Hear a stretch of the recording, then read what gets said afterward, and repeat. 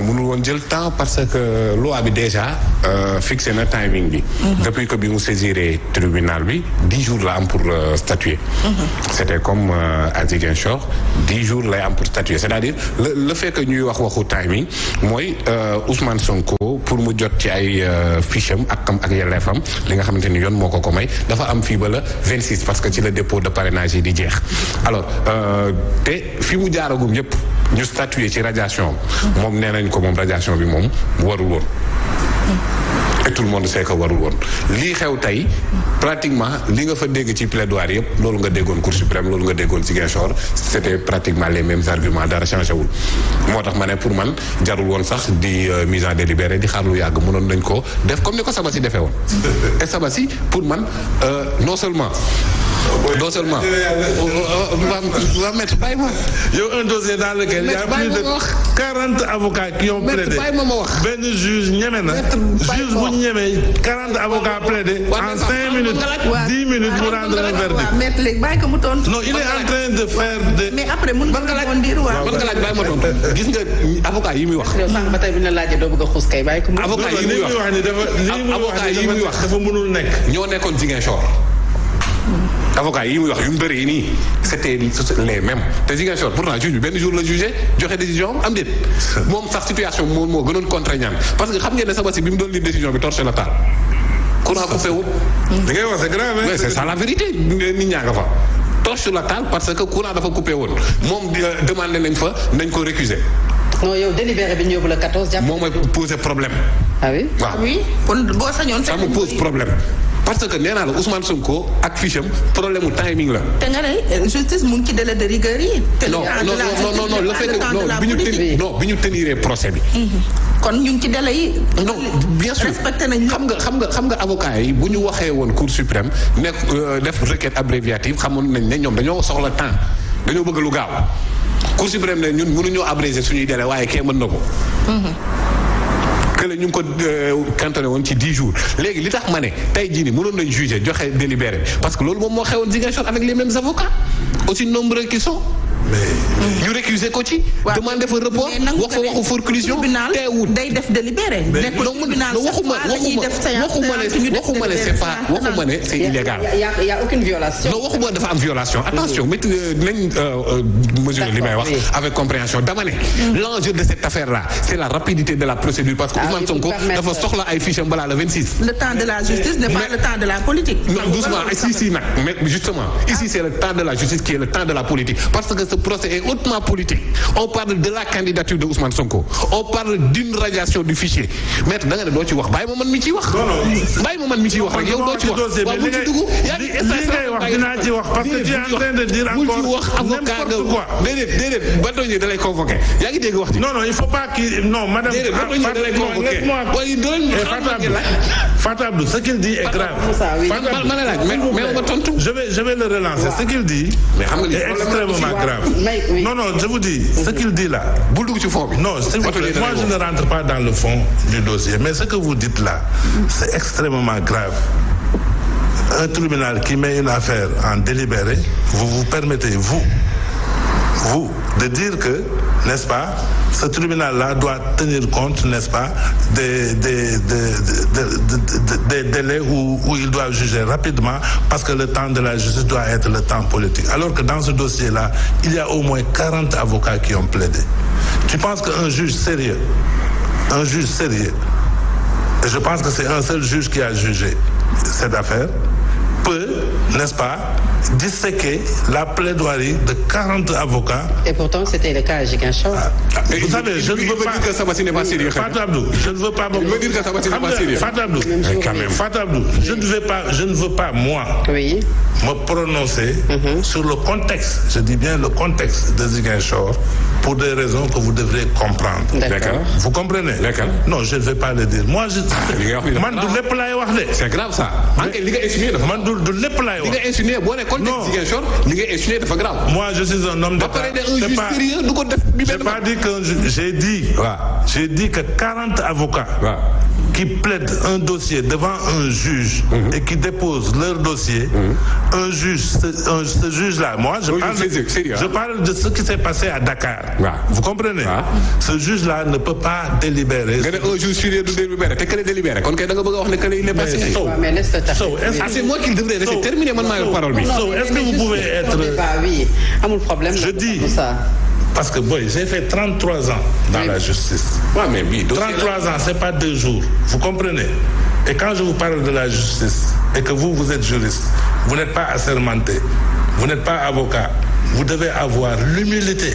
L'humilité de déglu man ndax man lañ jox parole mais maître bu dee rek affaire humilité ngay wax je vous parle de joxuñ la parole nga dagg ma ba pare di continuer non bu dee humilité ngay wax noppi kon bu dee humilité lay wax na noppi su dee da ngay c'est-à-dire dañ lay wax Fatou Abdou ci ay idée la ñuy wax il fait des attaques personnelles su dee yow am nga ay idée attaquer sama idée mais pas attaquer sama personne man maa la mayoon nga wax mayetuma la humilité lay wax question d'immunité nañu humble nañu nangam xam nga la laay wax sama xalaat la man dama ne ce dossier-là, ce procès-là est hautement politique parce qu'on parle de la candidature d'une personne. C'est hautement politique parce qu'on parle du droit de vote d'une personne. loolu moom moo xew radier ci liste électorale radier nit ci fichier loolu c'est hautement politique même rek ça relève du droit administratif. Ce cas-là. Ça c'est une autre paire de manches waxuma matière de droit bi mu concerne dama ne un procès purement politique. Oui, parce qu'on parle de la candidature d'une personne. On parle du droit de vote. Loolu c'est politique. Même rek ma ñëw far Ndeye Khady xam nga ne far. Droit de vote waaw même ma ñëw rek ma ñëw. Waa léegi da ngeen ma poser question non droit de vote du politique. Parce que un prisonnier boo xam ne dafa perdre kii nii nu mu tuddati éligibilité am kooku noonu mënoo ko jàppee comme politique. Su fekkee ne beneen fee lañ ko mais ku ñu condamné ci beneen fee boo xam ne dafa perdre éligibilité wala benn contumace boo xamante ne ci beneen fee boo xamante ne mais le tribunal d'instance de Ziguinchor nee na loolu amul tribunal d'instance de Ziguinchor nee na loolu amul le tribunal d'instance de Ziguinchor nee na loolu amul ñu dem cour suprême ne nañu delluwaat fële ma ne il y a benn question de timing de délai parce que Ousmane Sonko dañ ko war a jox fiche am arbitre élection bi muy Sénat nee na nga jox ko fiche am ñu dàq arbitre bi en plein match ne ko génnal arbitre bi la mu waxoon jox injonction à la DGE ba léegi exécuté wuñu loolu. Très bien Pape. Alors donc kon li nga xamante ne moom moo même ma yeggali foofu noonu rek c'est très important et que souligné nañ léegi question financement parti politique bëggoon naa cee am benn. Non il faut pas le laisser glisser dans ça. Non parce que là finalement tu sais il fait de la politique comme je l'ai dit la dernière fois. Parce qu'il va prendre tout le temps il va parler et nous n'aurons même pas. Là où je voulais terminer moom mooy toutes les procédures yi engagé Ousmane Sonko bu dee dañ ciy gis aspect judiciaire man gisuma ko ci c'est ça visait uniquement exclusivement à éliminer un candidat des joutes électorales du 25 février daf ci war a bokk te daf ciy bokk loolu mooy yoon gis nga Fatou Abdou xam nga man lan laa gëm man le fait de refuser de lui donner des fiches de parrainage Sénat bi nga xam ne injonction defuñu ko aujourd'hui nga xam ne commencé nañu déposer li nga xam ne moom mooy fiche yi parce que démb parrainage yi ci conseil constitutionnel boobu ba tey kenn mënul peut-être vider cette affaire renvoyer le délibéré le 14 est-ce que du jox dëgg ñu jàpp ne c'est politique ce procès. xam nga lan laa gëm man dama lay wax li ma gëm man. Oui. Un homme politique un homme d'État n'est-ce pas dafa war a am éthique je le répète tout le temps xam nga lan mooy éthique. mooy que lorsque tu as maille à partir avec la justice, tu dois mettre ton pays à l'aise. Vous comprenez? Mettre ton pays à l'aise, moi, ni Dominique Strauss-Kahn defoon en France. Vous comprenez? Lorsqu'on l'a accusé, n'est-ce pas, d'un délit, n'est-ce pas, il a renoncé à sa candidature pour mettre son pays à l'aise. Vous comprenez? Pour qu'il n'y ait pas de trouble à l'ordre public dans son pays. Man loolu laa gëm li ma gëm mooy aussi lorsque tu fais l'objet d'une condamnation, n'est-ce pas, tu dois mettre ton pays à l'aise. En faisant quoi? En renonçant à ta candidature. Ah oui? Parce que ces gens-là, ils doivent aimer mieux le Sénégal, plus le Sénégal qu'eux-mêmes. dañoo war a gën a bëgg Sénégal. kon ku ñu tuumaal wala demagoo ñu àtte dara leeragul. mais yow gis nga fi temps Ablaye Wade. parce que Ablaye Wade ñu élire fi benn député ñu def ko président Assemblée nationale parce que simplement il avait un dossier en cours il a renoncé à son mandat. Il a renoncé. Il avait déjà le mandat. Lorsque les gens ont dit c'est sec. Mamadou Seck. Il a renoncé à son mandat de tout. Il a démissionné en tant que ministre. Non, en tant que ministre, c'était pas à l'Assemblée. Je peux me tromper sur ce fait. Mais de toute façon, il a démissionné en tant que ministre. C'est pareil. C'est-à-dire l'essentiel, c'est que les hommes politiques doivent nous mettre à l'aise. Mais là, il n'y a pas une nomination. Mais il y a une candidature qui est à l'horizon. Je vous ai donné Dominique Strauss-Kahn. Et purement politique, comme l'a souligné tantôt. Pour moi, j'ai défendu des hommes politiques. Vous comprenez? Et j'ai défendu beaucoup d'hommes politiques. Vous voyez, une procédure qui concerne un homme politique, ça doit se faire selon une stratégie et le droit. Vous comprenez? Vous comprenez? Ça peut être 80% de stratégie, 2% de droit. Stratégie politique, ça peut être politique, sociale, culturelle. Non, ça c'est notre métier. Il y a des choses que je ne pourrais pas vous expliquer. Les stratégies, il faut me poser la question de savoir si j'étais l'avocat de Sonko, qu'est-ce que j'aurais fait? Lorsqu'il a été convoqué à la gendarmerie, je l'aurais accompagné à la gendarmerie.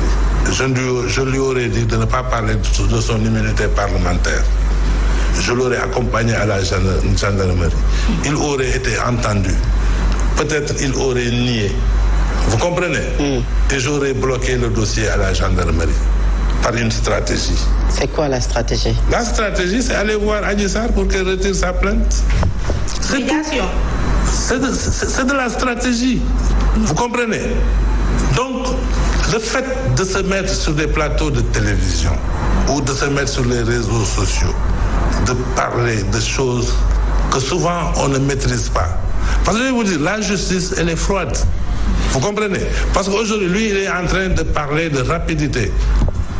Même rapide, demain, le juge, il peut rendre une décision qui ne vous est pas favorable. Vous comprenez?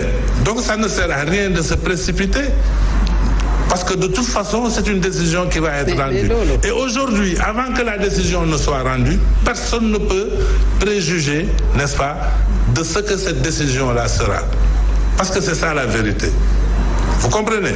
Donc il faut faire de la stratégie, faire de la réelle politique. Lire la situation, savoir ce qui est possible et ce qui n'est pas possible. Et pourtant, Ousmane Sonko a de bons avocats. Il a de très bons avocats. Oui. D'excellents avocats. Vous comprenez? Il a d'excellents avocats qui se sont battus. Mais moi, vous m'avez posé une question, j'ai répondu ce que j'aurais fait. Peut-être oui, pas ça. Oui. Xam nga déjà au moins mettre. Est-ce que là ci financement yi sax yow? Au moins. Madame, il faut lui poser la question. Est-ce que là ci dégg naa approche bu honnête sax moom de sa part. Wan na ne li mu bëggoon mooy Ousmane Sonko renoncer à sa candidature. Non, j'ai pas dit ça. Non, j'ai pas dit ça. Je vous ai dit qu'un homme d'État doit plus aimer son pays, c'est-à-dire l'intérêt général, que lui-même, c'est-à-dire l'intérêt particulier. On met l'intérêt général, on met l'intérêt particulier, c'est-à-dire ton intérêt personnel et l'intérêt du pays, tu choisis l'intérêt du pays. D'accord. Vous comprenez? C'est ça que je dis. Ousmane Sonko n'a pas choisi moom tëdd ay comploteur jaar ci kawam nanguwul loolu parce que bu dee rek jiiñ nañ la jiiñ boo xamante ne amul fondement teguwul fenn sans avocat sans kenn plaider pour Ousmane Sonko ñaari chef d'inculpation yëpp dañ ko dàq tegee na le kon c'était un complot ourdi organisé contre Ousmane Sonko pour mu bañ a doon candidat tey Ousmane Sonko n'a pas choisi de se coucher bàyyi leen ñu jàll noonu il a résisté résistance boobu noonu moom moo tax boobu ba léegi ñu ngi kurti fu nekk ñu dugg fooy Abidjan yoo Ziguinchor Cour suprême fu nekk ñu ngi fay dugg lu nekk ñu ngi koy def pour mu bañ a doon candidat loolu moom mooy wax ji te bu dee rek accusation rek bu ñu la ko defee rek renoncer kon Macky Sall ci boppam moo waroon njëkk a renoncer nekk président parce que accusation bu ne dal na ci kawam est-ce que accusation yi ñu ko doon accuser moom président Macky Sall tax na mu démissionné pas du tout donc lan moo tax ñu bëgg Ousmane Sonko renoncer à sa candidature il ne le fera pas te loolu day continuer jusqu'au bout maintenant la question des financements pour man ñi koy évoquer ñooñu ñi ñu ñaar lañ njëkk a tooñ la communauté mouride ak l'état du Sénégal. bu leen taal Sénégal parce que ki nga xamante ne moom moo dem ci assemblée di wax waxu financement wu Qatar dimbale leen man ak yéen tamit doo leen wax kii mu noppi man maa yor parole bi ki wax waxu financement. da ngay mesurer la portée de tes propos. Il faut arrêter de parler de la communauté mouride. waaw parce que looloo nekk ci article bi. non Canard enchaîné loolu la wax. dafa ne Sénégal dañ koo inondé ay xaalisu Qatar pour convaincre la communauté mouride de soutenir Ousmane Sonko. mais loolu la article bi wax. da nga ne woon. loolu la article bi wax. bu ñu xool. ndax war na wala waxul. déglu ma fan la ko jëlee nekk ko li mu wax ji daa amul ko waaye léegi pour cette fois ci nga ne léegi bu ñu wax ci financement bi mais nañ wax ci communauté mouride. ankañ waxuma buñ ci wax ci mën a waaw mais Fatou Abdou yéen ñii dañuy leen ma la déglu Fatou Abdou waxul ak ñi ma laaj yow noo may laajee ba pare ne ma du ma wax bàyyi leen ma wax man financement yi laay wax man waxuma murid déglu ma bu baax ba ma yeggali mu doon ma sàmm te xamoo li mu wëris man waxu financement bi laay wax dama ne article boobu ñu def ci slide waaye mais noppi nag ngir yàlla wax leen ko mu noppi ma wax mais quand même mu doonee mënul wax li yëpp ba pare lu ma wax ñaari wax mu bëgg maa dagg ñu ne man maa terminé dañu ne financement yooyu noonu ci slide bi article bi ñu wax dama ne article bi bu dee wax ji noonu la demee lañ bëgg a jël article bi communauté mouride la dal dalul Ousmane Sonko waaw parce que article bi dafa ne waaw mais ma ñëw financement bi la ñu wax financement bi boo mënoo koo jël teg ko ci suuf mais Fatou bàyyi ma dégg bàyyi ma ñëw rek bàyyi ma ñëw nee naa la bul mbéj sàmm te xamoo lu muy wëlis ba bàyyi ma ñëw ngir yàlla bàyyi ma ñëw ngir yàlla